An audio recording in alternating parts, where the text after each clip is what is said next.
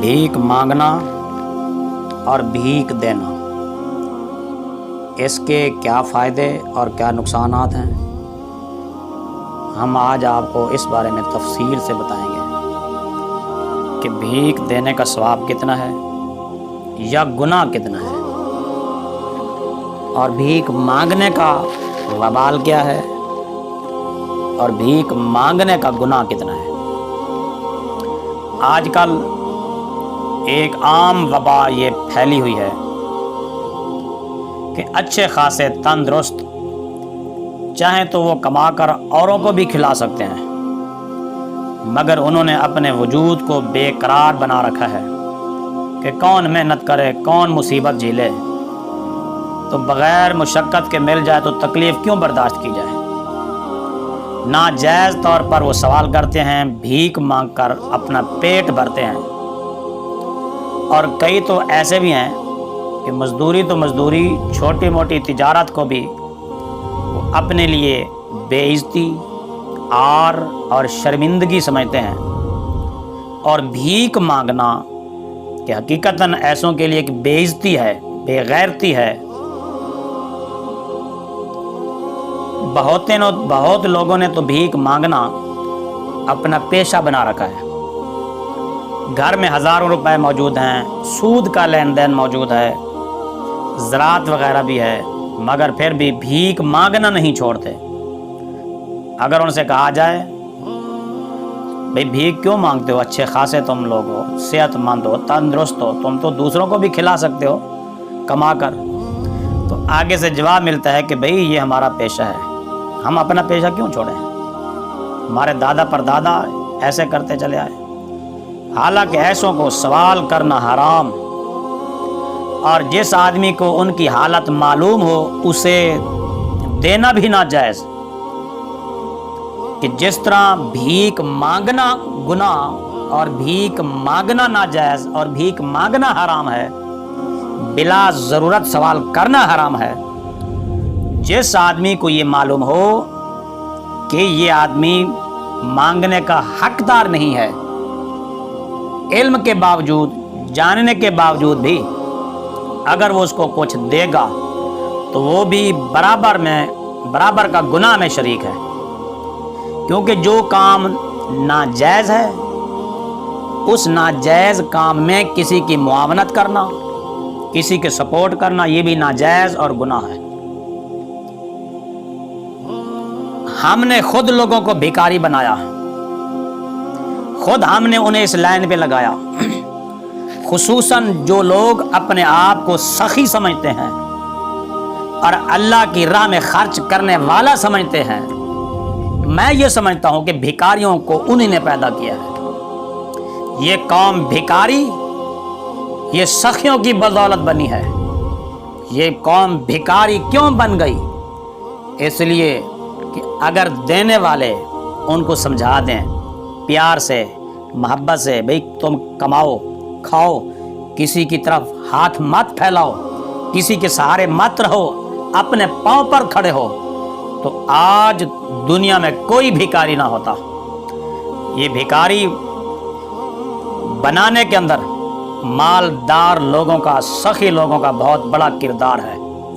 लोगों को ये भिखारी बना रहे हैं, क्योंकि जिसको बगैर मेहनत मुशक्कत के कुछ मिल जाए, उसका दिमाग खराब है कि सुबह से शाम तक 12 घंटे कहीं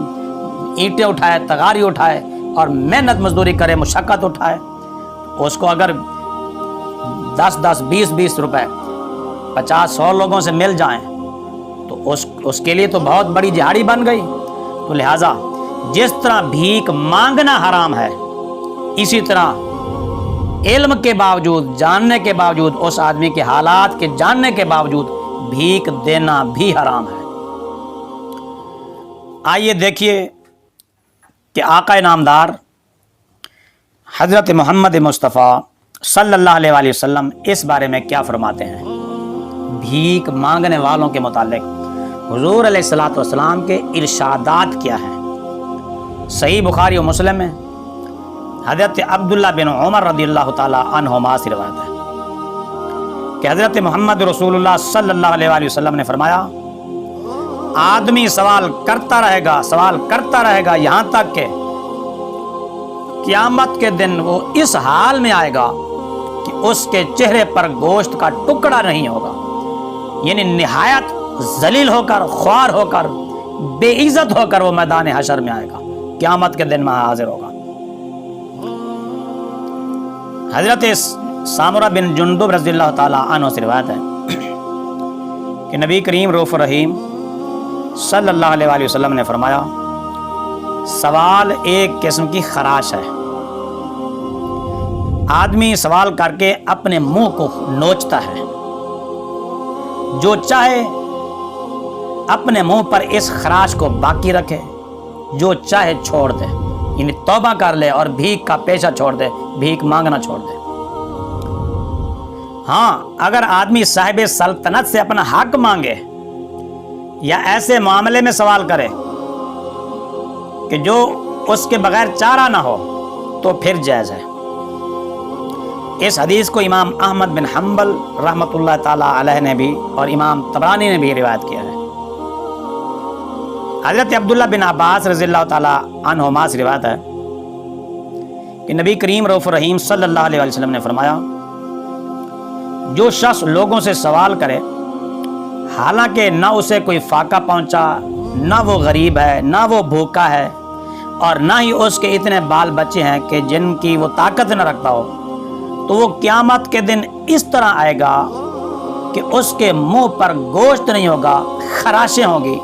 زخم ہوں گے۔ اور نبی پاک صلی اللہ علیہ وسلم نے فرمایا، جس پر نہ فاقہ گزرا اور نہ اس کے اتنے بال بچے ہیں کہ جن کو وہ سنبھال نہ سکتا ہو، اور سوال کا دروازہ کھول دے تو اللہ رب العزت اس پر فقر کا، غربت کا، ذلت کا دروازہ کھول دے گا، اور ایسی جگہ سے اس پر فقر کا، محتاجی کا دروازہ کھلے گا جہاں سے اسے گمان بھی نہیں ہوگا۔ اس حدیث کو امام بیہقی رحمۃ اللہ تعالی علیہ نے روایت کیا ہے۔ یعنی جو گویا کہ مانگنا شروع کرتا ہے، مانگنے کا دروازہ کھولتا ہے، وہ اپنے اوپر محتاجی، غربت اور ذلت کا دروازہ کھول رہا ہے۔ حضرت امام نسائی رحمۃ اللہ تعالی علیہ روایت کرتے ہیں کہ نبی پاک صلی اللہ علیہ وسلم نے فرمایا، اگر لوگوں کو معلوم ہو جائے کہ سوال کرنے میں، مانگنے میں کیا ہے، کتنا گناہ ہے، کتنا وبال ہے، تو کوئی بھی کسی کے پاس سوال لے کر نہ جاتا۔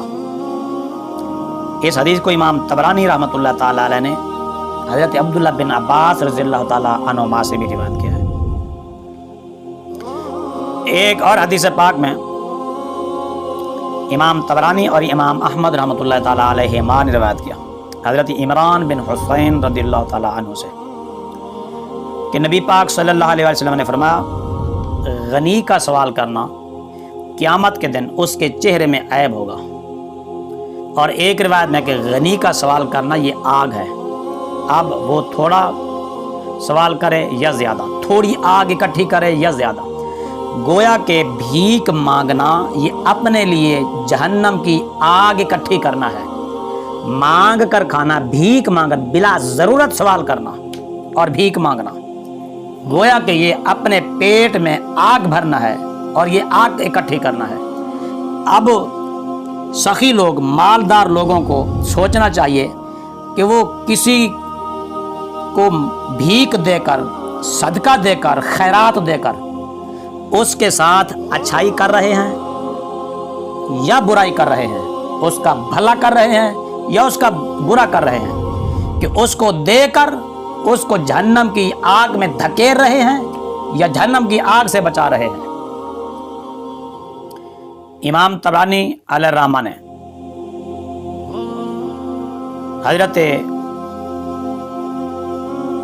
حبشی بن جنادہ رضی اللہ تعالی عنہ سے روایت کیا ہے۔ امام ترمذی نے بھی اس حدیث کو روایت کیا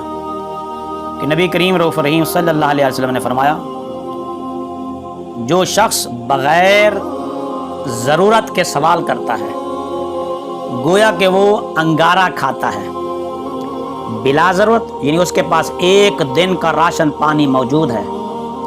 ایک دن کا صبح و شام کا کھانا موجود ہے، ایک دن کا اس کے پاس سامان ہے، گزارا ہو سکتا ہے ایک دن، پھر بھی وہ لوگوں سے سوال کرے، تو نبی کریم رؤوف رحیم صلی اللہ علیہ وسلم نے فرمایا وہ آگ کا انگارہ کھا رہا ہے، وہ مال نہیں کھا رہا، پیسے نہیں لے رہا، وہ بلکہ جہنم کی آگ، جہنم کا ایندھن اپنے پیٹ میں بھر رہا ہے۔ حضرت ابو ہریرہ رضی اللہ تعالیٰ عنہ سے روایت ہے کہ نبی کریم رؤوف رحیم صلی اللہ علیہ وسلم نے فرمایا جو مال بڑھانے کے لیے سوال کرتا ہے، یعنی اس کے پاس پہلے بھی کچھ ہے، پھر وہ چاہتا ہے کہ اور زیادہ ہو جائے، اور لوگوں سے سوال کرتا ہے، لوگوں کے آگے ہاتھ پھیلاتا ہے، اپنی ضرورتیں ان کے سامنے رکھتا ہے، تو گویا کہ وہ انگارے کا سوال کرتا ہے، وہ لوگوں سے پیسے نہیں مانگ رہا، وہ گویا کہ وہ آگ مانگ رہا ہے۔ تو چاہیے جس کو وہ مانگے یا نہ مانگے۔ اور امام ابو داؤد اور ابن حبان اور ابن خزیمہ رحمہم اللہ تعالی علیہم نے حضرت سہل بن حنظلہ رضی اللہ تعالی عنہ سے روایت کیا ہے کہ نبی کریم رؤوف رحیم صلی اللہ علیہ وسلم نے فرمایا جو شخص سوال کرے اور اس کے پاس اتنا ہے جو اسے بے پرواہ کر دے، یعنی گزارے لائق ہے اس کے پاس، پھر بھی سوال کرے، تو گویا کہ وہ آگ کی زیادتی چاہتا ہے، وہ آگ کی، جہنم کی آگ کی زیادتی چاہتا ہے، اس کو اور زیادہ طلب کرتا ہے، اس کو اور مانگ رہا ہے۔ لوگوں نے عرض کیا یا رسول اللہ صلی اللہ علیہ وسلم وہ کیا مقدار ہے جس کے ہوتے ہوئے سوال جائز نہیں؟ تو نبی کریم رؤوف رحیم صلی اللہ علیہ وسلم نے فرمایا وہ صبح و شام کا کھانا ہے، یعنی جس کے پاس صبح کا اور شام کا، یعنی ایک دن کا کھانا، ایک دن کا راشن اس کے پاس موجود ہے، اس کو سوال کرنا حرام ہے، اور اس ایسے آدمی کو دینا بھی حرام ہے۔ اگر کسی کو حالت معلوم ہو جائے کہ اس کے پاس ایک دن کا راشن ہے، ایک دن کے راشن ہونے کے باوجود اس کو بھیک دینا، اس کو خیرات دینا، اس کو صدقہ دینا، اس کی معاونت کرنا، جس طرح یہ مانگنا حرام ہے اسی طرح اس کو دینا بھی حرام ہے، کیونکہ نبی پاک صلی اللہ علیہ وسلم نے فرما دیا نا جس کے پاس ایک دن ایک رات کا کھانا موجود ہے اس کو مانگنا جائز نہیں۔ مانگنا جائز نہیں یعنی مانگنا ناجائز ہے، ناجائز کام میں معاونت بھی ناجائز ہوتی ہے۔ جو کام ناجائز ہو، جس کا کرنا ناجائز ہو، اس کی طلب بھی ناجائز اور اس میں معاونت بھی ناجائز۔ جس طرح کہ سود کھانا حرام ہے، کھلانا بھی حرام ہے، جس طرح سود لینا حرام ہے اسی طرح سود دینا بھی حرام ہے، اسی طرح اس کی گواہی دینا بھی حرام ہے، اس کا پرچہ لکھنا بھی حرام ہے، اسٹامپ لکھنا بھی حرام ہے۔ جس طرح شراب پینا حرام ہے اسی طرح شراب بنانا بھی حرام ہے۔ شراب پینا تو حرام ہے ہی نا، لیکن جس طرح پینا حرام ہے اس طرح شراب تیار کرنا، شراب کی بھٹی لگانا، شراب کی دکان لانا اور شراب کو فروخت کرنا، اس کو اٹھا کر دوسری دکان پر لے جانا، یہ سارے کام حرام ہیں۔ تو جس طرح بھیک مانگنا حرام ہے اسی طرح بھیک دینا بھی حرام ہے۔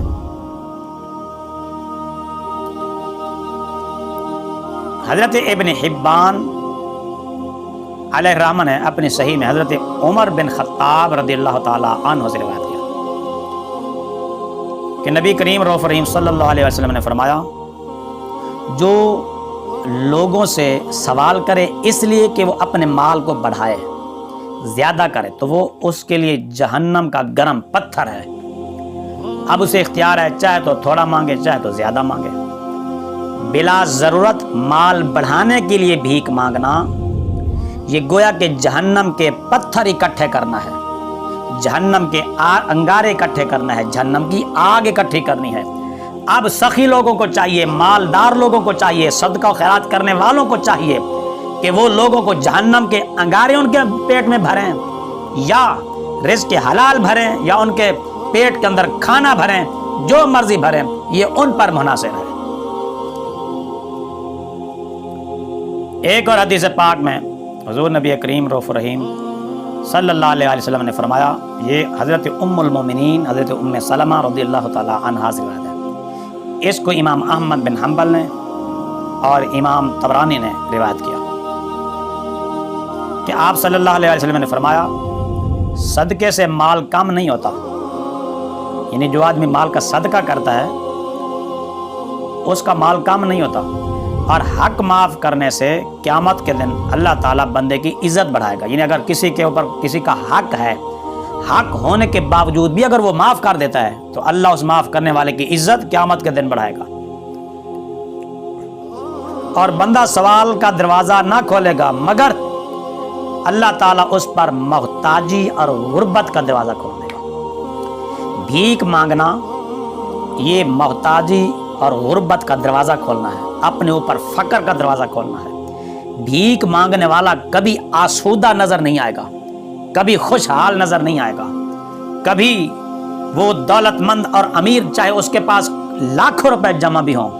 پھر بھی شکل اس کی بھکاریوں جیسی ہی رہے گی۔ اس کی غربت، اس کی تنگ دستی، اس کے مانگنے میں اور اضافہ ہوتا جائے گا۔ حضرت امام مسلم، حضرت امام ابو داؤد رحمۃ اللہ تعالی علیہما حضرت قبیصہ بن مخارق رضی اللہ تعالی عنہ سے روایت کرتے ہیں، فرماتے ہیں کہ مجھ پر ایک مرتبہ تاوان لازم آیا، میں نے نبی کریم رؤوف الرحیم صلی اللہ علیہ وسلم کی خدمت میں حاضر ہو کر سوال کیا، فرمایا کہ ٹھہرو، ہمارے پاس صدقے کا مال آئے گا تو تمہارے لیے حکم فرمائیں گے۔ پھر فرمایا کہ قبیصہ، سوال کرنا حلال نہیں ہے مگر 3 باتوں میں سے کسی ایک میں، کسی نے کسی کی ضمانت دی ہو، یعنی کسی قوم کی طرف سے اس پر دیت کا ضامن بن گیا ہو، یا آپس میں جنگ کی صلح ہو گئی ہو اور اس پر کسی مال کا وہ ضامن بن گیا ہو تو اسے سوال کرنا حلال ہے۔ یعنی کوئی آدمی کسی کا ضمانتی بن گیا اور اس نے مال ادا کرنا ہے تو اس کو سوال کرنا جائز ہے، یہاں تک کہ وہ اتنی مقدار پا لے اور پھر اس کے بعد نہ مانگے، یعنی جتنی ضرورت ہو اتنا جب پورا ہو جائے تو ضرورت سے پھر زائد مانگنا بھی ناجائز ہے۔ فرمایا کہ یا وہ جس پر کوئی آفت آ گئی اور اس کا مال، اسباب، گھر بار سب کچھ تباہ ہو گیا تو اسے بھی سوال حلال ہے، یہاں تک کہ وہ بسر اوقات کے لیے پالے، یعنی جتنا اس کو ضرورت ہو جب اتنا مل جائے اس کو، اس سے زائد کا سوال کرنا اس کے لیے ناجائز ہوگا۔ اور فرمایا کہ یا کسی کو فاقہ پہنچا اور اس کی قوم کے 3 عقل مند آدمی تین شخص گواہی دے دیں کہ واقعی یہ آدمی محتاج ہے، غریب ہے، یہ مستحق ہے، اس کو فاقہ پہنچا ہے، بھوک ہے اس کو، تو اسے بھی سوال کرنا حلال ہے، یہاں تک کہ اس کو بھی بسر اوقات کے لیے مل جائے۔ فرمایا کہ ان 3 باتوں کے سوا قبیصہ سوال کرنا حرام ہے، کہ سوال کرنے والا حرام کھاتا ہے۔ اب سوال کرنے والا حرام کھاتا ہے تو اس سوال پر جو دے رہے ہیں وہ تو اس کو حرام کھلا رہے ہیں، تو لہذا بھیک دینے سے پہلے سوچ لینا چاہیے جو میں دے رہا ہوں کہ کہیں میں اس کو غلط راہ پر تو نہیں لگا رہا، گناہ کے راستے پر تو نہیں لگا رہا۔ بھیک مانگنا یہ گناہ ہے، ناجائز ہے، حرام ہے، تو جس طرح بھیک مانگنا ناجائز اور گناہ ہے تو اسی طرح بھیک دینا بھی ناجائز اور گناہ اور حرام ہے، کہ جو کام ناجائز ہو اس میں معاونت بھی ناجائز ہوتی ہے۔ چوری حرام ہے، چوری گناہ ہے، تو جو چوری خود کرتا تو نہیں، وہ پیچھے کھڑا ہو کے جاسوسی کرتا ہے، لوگوں کو دیکھتا ہے اور پہرا دیتا ہے، کیا وہ ثواب پائے گا؟ اگر وہ کہہ دے کہ میں تو چوری کرنے کے قریب ہی نہیں گیا، میں نے تو ہاتھ ہی نہیں لگایا، لیکن وہ پہرا تو دے رہا ہے نا، دور سے کھڑے ہو کر اس کی وہ نظر تو رکھ رہا ہے نا اس پر، تو جس طرح چوری کرنے والا گناہ ہے اسی طرح چور پر پہرا دینے والا اور اس کو تحفظ دینے والا وہ بھی گناہ اور ناجائز ہے۔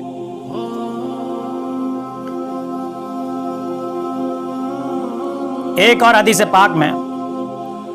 آپ صلی اللہ علیہ وآلہ وسلم نے فرمایا، اس حدیث کو امام بخاری اور ابن ماجہ علیہم الرحمن نے روایت کیا، حضرت زبیر بن عوام رضی اللہ تعالی عنہ سے روایت ہے کہ آقا نامدار صلی اللہ علیہ وآلہ وسلم نے فرمایا، کوئی شخص رسی لے کر جائے اور اپنی پیٹھ پر لکڑیوں کا گٹھا لا کر بیچے اور سوال کی ذلت سے اللہ تعالیٰ اس کے چہرے کو بچائے تو یہ اس سے بہتر ہے کہ وہ لوگوں کے آگے ہاتھ پھیلائے اور سوال کرے، کہ لوگ اسے دیں یا نہ دیں ان کی مرضی، اس امام مسلم نے، امام مالک، امام ترمذی نے بھی اس کو روایت کیا حضرت ابو ہریرہ رضی اللہ تعالیٰ عنہ سے۔ یعنی محنت مشقت کرنا، مزدوری کرنا، کما کر کھانا، چاہے سارا دن بھی وہ تھک جائے، یہ کسی کے آگے 1 منٹ ہاتھ پھیلانے سے بہتر ہے۔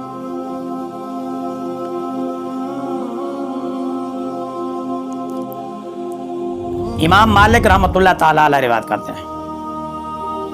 صحیح بخاری و مسلم میں بھی یہ حدیث پاک موجود ہے کہ نبی کریم رؤوف رحیم صلی اللہ علیہ وسلم نے فرمایا، آپ ممبر پر تشریف فرما تھے، حضرت عبداللہ بن عمر رضی اللہ تعالیٰ عنہما اس حدیث کے راوی ہیں، فرماتے ہیں کہ نبی پاک صلی اللہ علیہ وسلم ممبر پر تشریف فرما تھے، صدقے کا اور سوال سے بچنے کا ذکر فرما رہے تھے،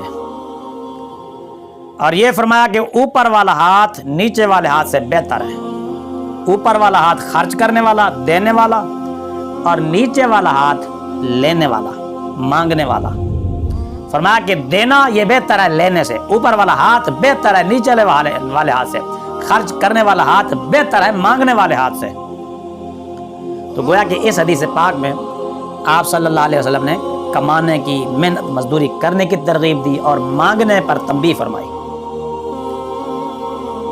حضرت امام مالک، بخاری و مسلم علیہم الرحمان،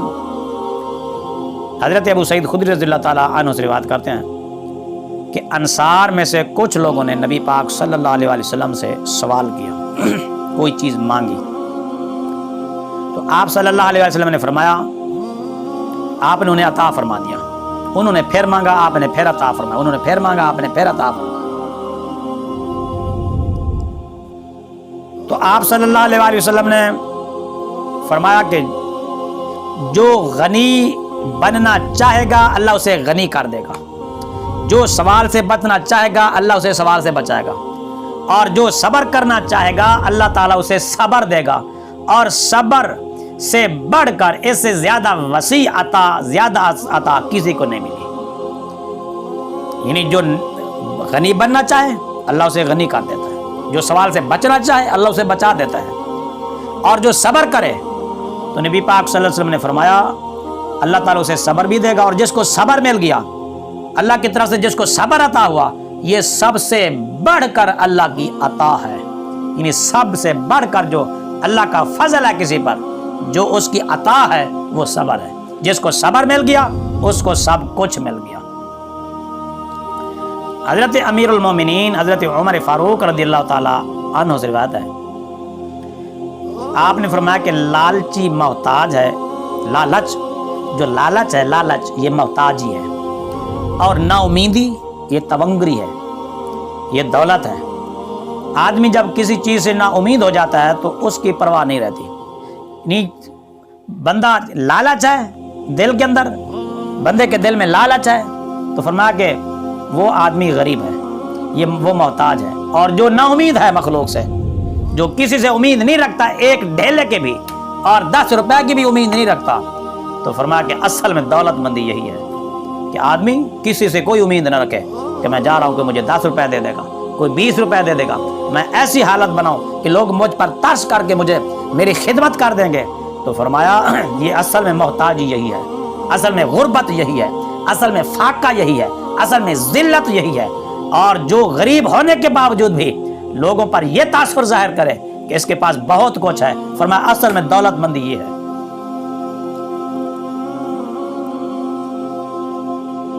ایک اور حدیث پاک میں فرمایا،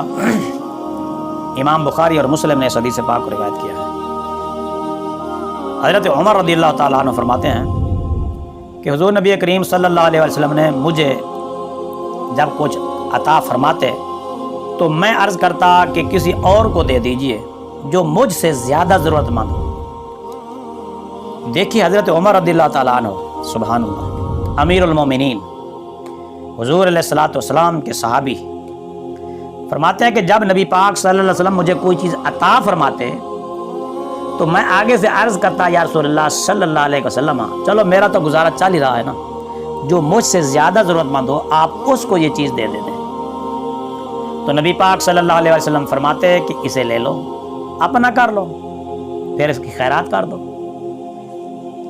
تربیت رسول دیکھیے، تعلیم رسول دیکھیے. فرمایا کہ یہ تو بغیر مانگے تمہیں آ رہا ہے نا، تم نے مانگا تو نہیں، تم نے سوال تو نہیں کیا، تم نے آگے ہاتھ تو نہیں پھیلایا، بغیر مانگے آ رہا ہے، اس کو رد نہ کرو، یہ لے لو، تمہیں ضرورت نہیں، اپنی طرف سے کسی کو دے دو، تمہیں بھی ثواب ملے گا. اور فرمایا کہ جو بغیر مانگے اور بغیر طمع کے آئے اس کو لے لو، اور جو نہ آئے اس کے پیچھے اپنے نفس کو نہ ڈالو، مشقت میں اپنے آپ کو نہ ڈالو. اس حدیث پاک سے یہ بات واضح ہوئی کہ اگر کوئی آدمی بغیر مانگے کسی کو کوئی چیز دے دے، چاہے وہ اس چیز کا ضرورت مند نہ بھی ہو، تو اس کو لے لینا جائز ہے، بلکہ اس کو لے لینا چاہیے، ٹھکرانا نہیں چاہیے. کہ نبی پاک صلی اللہ علیہ وسلم نے فرمایا کہ جو بغیر مانگے آئے اس کو لے لو، اور جو نہ ملے اس کے پیچھے نہ بھاگو. تو اس حدیث پاک سے یہ بات واضح ہوتی ہے کہ جو لوگ نذرانے پیش کرتے ہیں، تحفے تحائف اپنے دوست احباب کو پیش کرتے ہیں، حالانکہ وہ مانگتے نہیں ہیں، نہ مطالبہ کرتے ہیں، نہ اس کی کچھ امید رکھتے ہیں، تو یہ تحفے تحائف، گفٹ، نذرانے، ہدیے ایک دوسرے کو لینا دینا یہ جائز ہے، بلکہ وہ تحفہ، گفٹ، نذرانہ وہ رد بھی نہیں کرنا چاہیے، کہ نبی پاک صلی اللہ علیہ وسلم نے اس کو رد کرنے سے منع فرمایا. فرمایا جو بغیر مانگے آئے اس کو لے لو، اور جو نہ آئے اس کے پیچھے مت بھاگو. امام ابو داؤد حضرت انس رضی اللہ تعالی عنہ سے روایت کرتے ہیں کہ ایک انصاری صحابی نبی پاک صلی اللہ علیہ وسلم کی خدمت میں حاضر ہو کر اس نے سوال کیا، تو آپ صلی اللہ علیہ وسلم نے فرمایا کیا تمہارے پاس کچھ ہے؟ تمہارے پاس کچھ بھی نہیں؟ انہوں نے عرض کیا یا رسول اللہ صلی اللہ علیہ وسلم، ایک ٹاٹ ہے جس کا ہم ایک حصہ اوپر اوڑھتے ہیں اور ایک حصہ نیچے بچھا لیتے ہیں،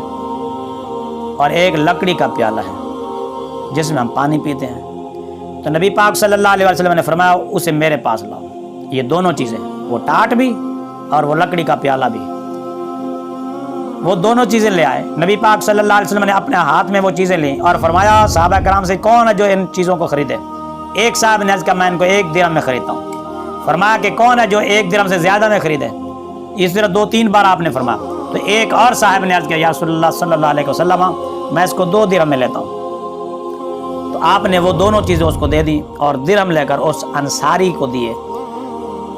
اور فرمایا کہ یہ 1 درہم کا غلہ خریدو، اناج خریدو، راشن خریدو، اس کو اپنے گھر میں رکھو، اور 1 درہم کی کلہاڑی خرید کر میرے پاس لاؤ. تو وہ حاضر خدمت ہوا اور کلہاڑی لے کر آیا. نبی پاک صلی اللہ علیہ وسلم نے اپنے ہاتھ سے اس میں دستہ ڈالا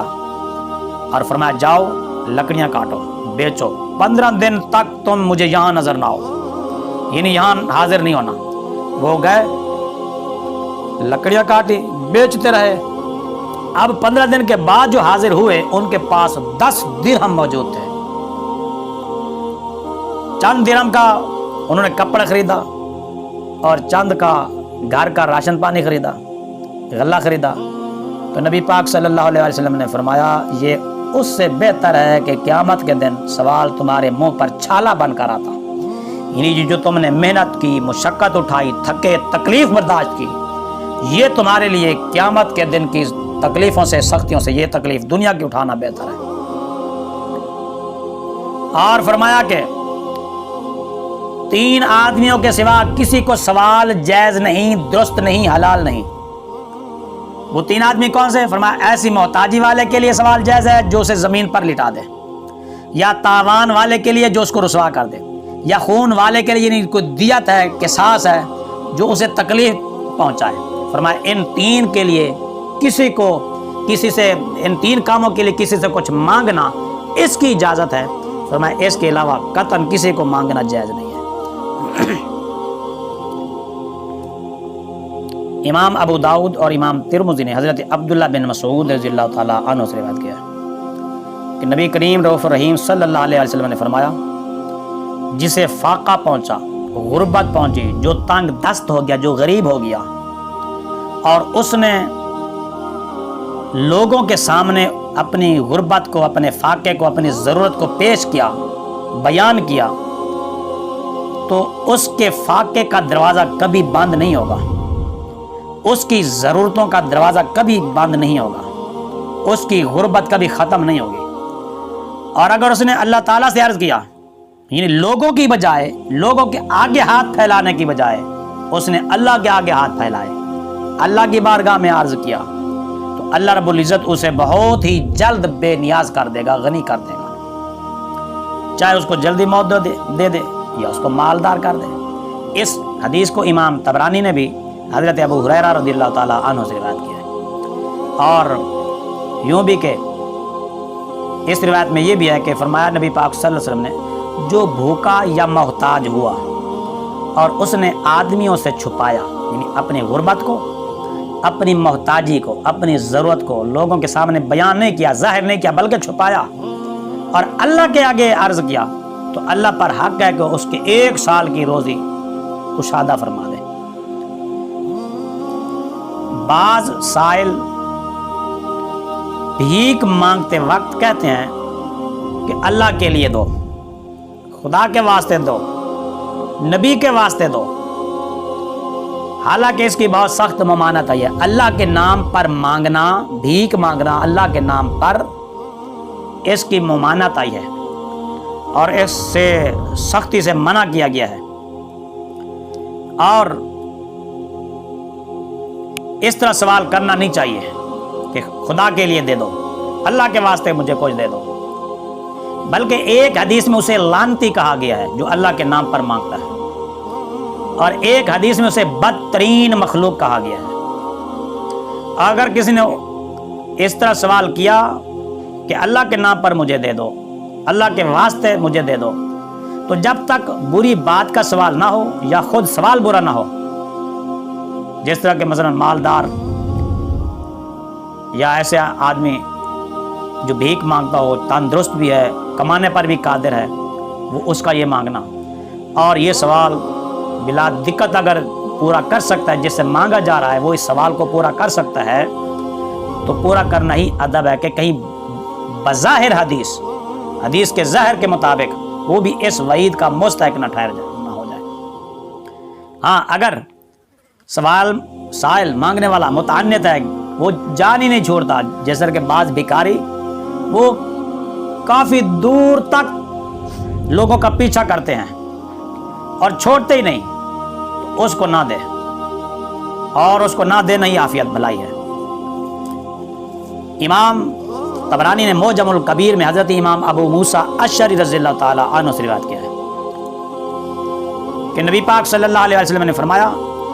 ملعون من سأل بوجہ اللہ وملعون من سئل بوجہ اللہ، کہ جس نے اللہ کے نام پر مانگا وہ بھی لعنتی، اور جس سے مانگا گیا وہ بھی لعنتی۔ اور ایک روایت میں یوں بھی ہے، اذا قال السائل بحق اللہ تعالی او بحق محمد صلی اللہ علیہ وسلم ان تعطینی، کہ جو مانگنے والا یوں کہے کہ اللہ کے نام پر مجھے دے دو، محمد صلی اللہ علیہ وسلم کے نام پر مجھے دے دو، تو فرمایا کہ ایسے آدمی کو خیرات نہیں دینی چاہیے، ان توتی، جو کہ مجھے ان کے نام پر دے دو۔ اور یہ مانگنا اس طرح یہ سخت گناہ ہے۔ کیا اللہ کی ذات اور اللہ کا نام اور نبی پاک صلی اللہ علیہ وسلم کا نام کیا صرف بھیک مانگنے کے لیے رہ گیا؟ کیا صرف بھیک مانگنے کے واسطے کے طور پر رہ گیا؟ کیا اللہ اور اللہ کے رسول صلی اللہ علیہ وسلم کی ذات صرف بھیک مانگنے کا ذریعہ، صرف بھیک مانگنے کا سبب بن کر رہ گئی؟ حالانکہ اللہ تعالیٰ نے منع فرمایا، اللہ کے رسول صلی اللہ علیہ وسلم نے منع فرمایا، تو جو منع فرما رہا ہے پھر اسی کے نام پر مانگنا۔ نبی پاک صلی اللہ علیہ وسلم نے فرمایا ایسے اللہ کے نام پر مانگنے والا بھی لعنتی، اور جس سے مانگا گیا وہ بھی اسی زد میں ہے۔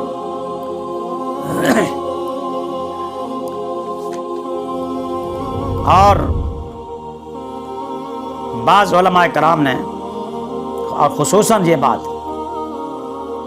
مسجد میں سوال کرنا، مسجد میں بھیک مانگنا، اور پھر خصوصاً جمعہ کے دن لوگوں کی گردنیں پھلانگ کر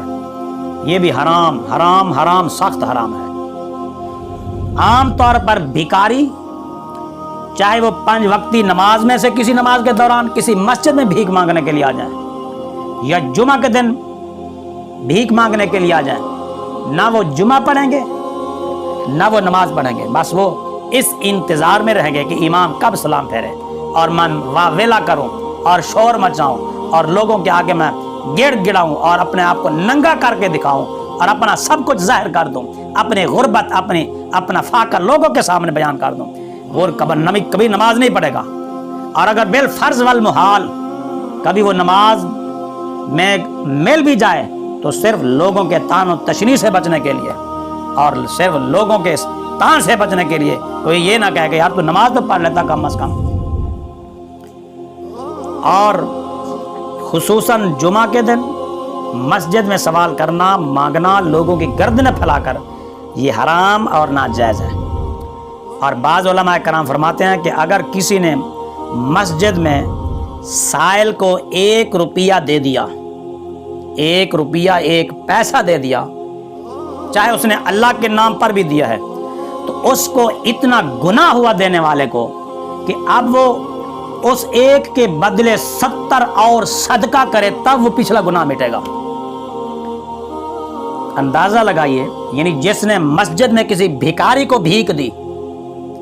10 روپے دے دی، کسی بھکاری کو 10 روپے دے دی جمعہ کے دن، جو لوگوں کی گردنیں پھلانگتا ہوا مانگ رہا ہے، علماء کرام فرماتے ہیں کہ وہ آدمی 700 روپے اور اللہ کی راہ میں خرچ کرے تاکہ وہ جو 10 روپے دینے کا گناہ ہوا تھا اس گناہ کا کفارہ بن جائے۔ اندازہ لگائیے کہ اس مانگنے کا کتنا وبال ہے، کتنا گناہ ہے۔ حضرت علی المرتضیٰ شیر خدا رضی اللہ تعالیٰ عنہ فرماتے ہیں، آپ رضی اللہ تعالیٰ عنہ نے عرفات کے میدان میں ایک شخص کو مانگتے ہوئے دیکھا تو آپ صلی اللہ علیہ وسلم نے اسے درے مارے اور فرمایا کہ تو اس دن میں ایسی جگہ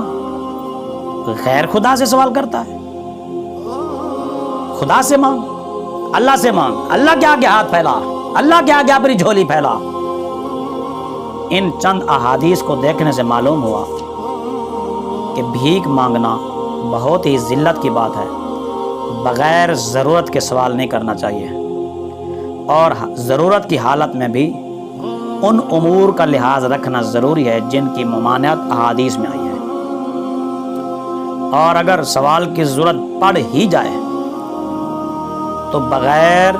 تو اس میں مبالغہ نہ کریں، بغیر مبالغہ کے، بس ضرورت کہ عادت پڑ جائے کہ لوگوں کا پیچھا ہی نہ چھوڑے، اور ان معاملات کی بھی ممانعت آئی ہے۔ تو لہذا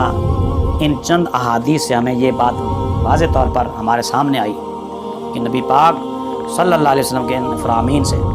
کہ بھیک مانگنا یہ ایک عام رواج بن گیا ہے، پیشہ بن گیا ہے، اور باقاعدہ اس پر ایک تنظیمیں بن چکی ہیں، گروہ بن چکے ہیں جو باقاعدہ انہوں نے علاقے بانٹے ہوئے ہیں، اور یہ بہت بڑے پرافٹ اور بزنس ہے، اور باقاعدہ اس میں لوگ کرائے پر لوگوں کو لیتے ہیں اور معذوروں کو، نبینوں کو کرائے پر جہاڑی پر لے آتے ہیں، ان سے بھیک منگواتے ہیں، اور یہ بھیک مانگنا بھی حرام، منگوانا بھی حرام، اور بھیک دینا بھی حرام، کیونکہ ناجائز کام میں مدد جو ہوتی ہے وہ بھی ناجائز اور گناہ ہوتی ہے۔ لیکن ایک بات یاد رہے کہ یہ بھیک مانگنا اپنی ذات کے لیے ہے، جس کی ممانعت آئی ہے، جس پر تنبیہ فرمائی گئی ہے، وہ اپنی ذات کے لیے مانگنا ہے۔ باقی رہا دینی کاموں کے لیے، رفاہی کاموں کے لیے، چندہ اکٹھا کرنا اور دین کے لیے، دین کی اشاعت کے لیے لوگوں کی توجہ دلانا، اس میں کوئی حرج نہیں ہے، بلکہ یہ عمل خود نبی پاک صلی اللہ علیہ وسلم سے ثابت ہے کہ آپ صلی اللہ علیہ وسلم مجاہدین کی خدمت کے لیے جنگی سزا